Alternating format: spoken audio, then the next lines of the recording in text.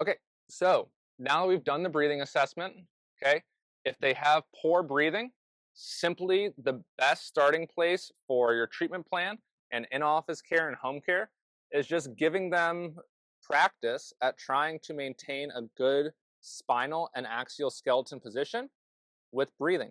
Okay, so we like to call this no tension breathing. Lily likes to call this starfish breathing. I like no tension breathing purpose personally. But here we are just going to practice creating no tension in the body, creating proper positioning or as best as you can, and breathing slow. Okay. One key thing to do, and if you remember from the previous videos about proper diaphragmatic breathing rate, is we're just going to have Lily plug one of her nostrils. It doesn't matter which one. So if someone has a preference, just let them do that. Because this is going to be very stressful for them at first. So we're really just going to want them to pick whatever nostril is going to be most unalarming to them. Okay, from here, we want to train them to breathe down. A lot of people have kind of memorized in their body to breathe air up into their nose, but we don't need air to go up. We need air to actually go down into us. Okay, so Lily's going to plug her nostril, right? So now she's like forcing air up in and it's coming up. We want her to think about like sipping air. Okay, so just sipping air through her nose and slowly, almost like filling a glass of water or a pitcher of water, we're going to want to fill from the bottom up. Now, really encouraging people to have good visualization strategies and really create mental pictures in their heads and like little movies is going to be so key for them to cortically be able to pick up this as fast as possible. Now, if they lack that ability, not the end of the world. They will still get this. It's like not like it's impossible, but it may just take them a little bit longer. Be patient. I like to tell my clients that this is kind of like golf, right? Some people are just naturally better at golf than others, but regardless of where you start, you could spend your entire life continuing to try to get better at golf and still not be an absolute world expert. Okay? So just know and let people know that this is not something that they're necessarily just going to pick up like that. Like tell them, I am not expecting you to have this down pat by the next time I see you or even a couple times after that. We're just going to kind of introduce the concept with you right now. I want you to practice this as much as you can, and we're just going to continue to build upon it as we go. And whatever rate you're able to pick this up at is totally fine. Okay? So once we have a good breathing pattern set, going back to our high school physics conversation, we want to start manipulating lever arms and the amount of tension or force that this system is going to have to support. Okay, so what we like to do is, can you raise your feet up? Okay, I'll just put my knee on the table. Now, we'll kind of want to be in a neutral position. So that does not mean Lily's legs are straight. They're actually kind of like this. So her ankles are closer together than her knees. From here, if they need it, they're going to keep the one nostril closed. And if they're, fine with doing that without it, if they've kind of progressed to that level, they can put their arms at their side. Okay. Now from here, we're going to just want to slowly increase the tension on this system. So I'm going to cue Lily to slowly start accepting the load of her legs, and we're going to see if her ribs flare. So if Lily can't do that, Lily, let your ribs flare. We're going to see these ribs come up, or we're going to see like coning or tenting of the abdominal wall, which just means instead of the abdominal wall kind of being like that, you're going to see like a flare or like a spike down the linea alba or in the center of the rectus abdominis. Okay, so in this position, we're just going to slowly remove my legs, replacing it with my hand. Okay, and then I'm going to take away my hands. So now Lily is quite good at this, so we're going to be able to kind of keep moving and grooving here. But just note that for a lot of people, this might be where you're at for a little bit of time. Okay, from here, C-shaped hands. You can put your hands, and I like to poke them in kind of their like posterolateral abdominal wall to cue them to breathe in right over there.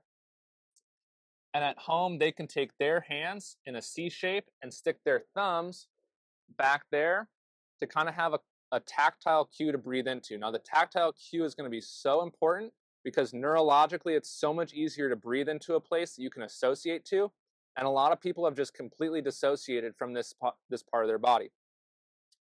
Okay, now what we're going to start doing here is we're going to create tension with the abdominal wall, which is just going to be based off supporting the legs. And we're just going to start integrating cortical challenges or new neurological skills into this pattern. Now, it's really important that we only integrate one skill at a time so we don't overload the body system.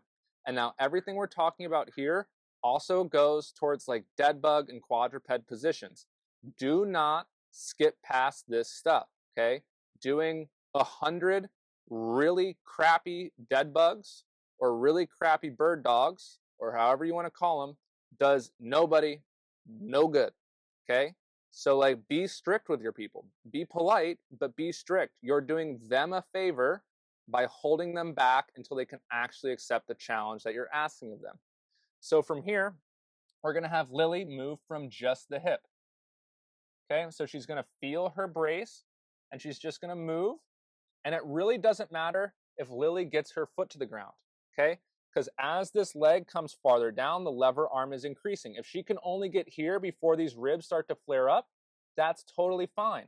She's only going to go to here, to the point that she can maintain functional perfection or, functional proficiency of her technique, and then back to the starting position.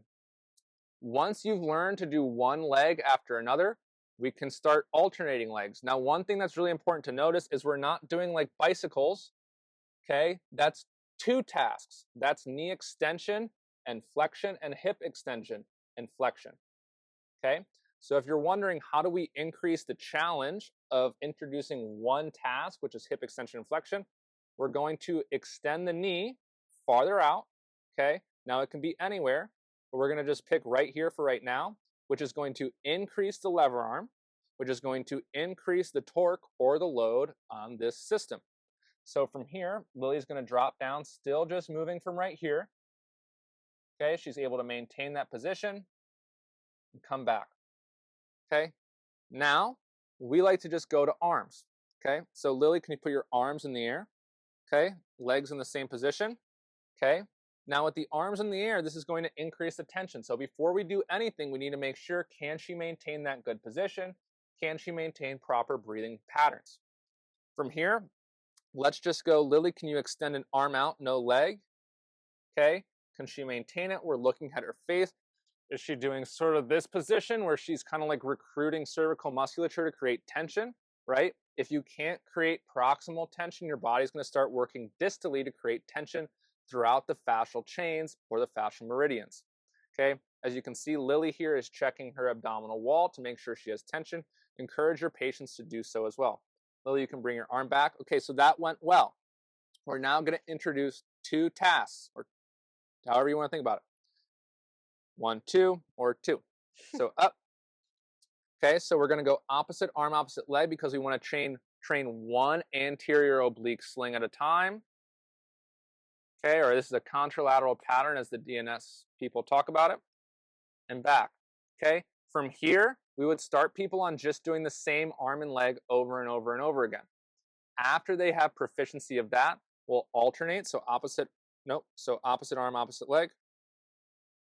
Okay, still looking at the facial expression, tone in the neck, tone in the upper chest.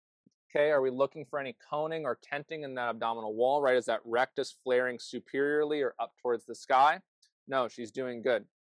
Okay, so from here, okay, can we go back in that position? Okay, up. Now we've trained sagittal plane. Okay, so now we want to train transverse plane. So Lily's going to hold this position, and I might just roll her. Okay, can she maintain that position as I roll her? And we're going to go until she can no longer maintain that position. She's doing great, but let's say right there she can't. We're just going to see if she can hold that position. Now we're changing our orientation to gravity. So we're changing the recruitment and stress on the musculature involved. Okay, as we come back, can she maintain it? What we really are looking for here is, can we maintain neutrality between the limbs? Okay, are the limbs getting, turn your arms that way. Okay, we don't want that necessarily as we roll. we're losing our tension here, okay? So we want arms and legs to move together as we roll and come back. One really good cue that you can do here is put like a ball, like a physio ball right in here so they can practice kind of moving as a unit and coming back.